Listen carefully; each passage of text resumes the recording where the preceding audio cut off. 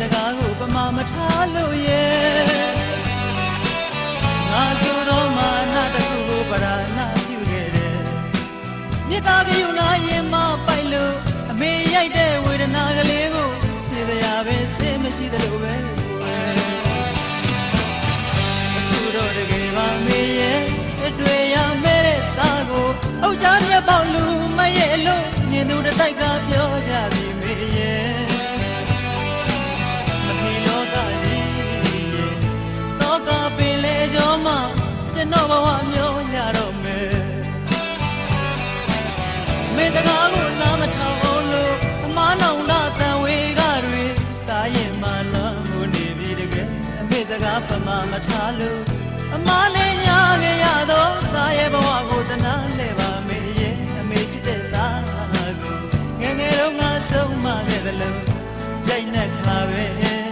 ဆုံးမပါအမေရဲ့ဒီမလွယ်အတွေ့တွေကြားကအမေသားလေးလွတ်မြောက်ခြင်းပြီတကယ်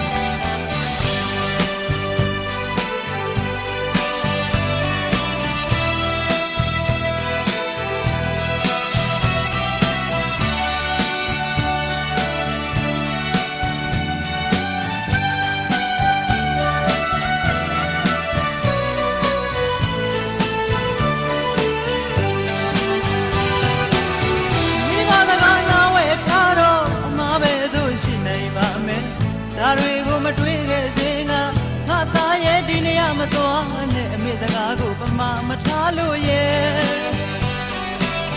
ငါဆိုတော့မာနတစ်ခုကိုပရာနာပြုခဲ့တယ်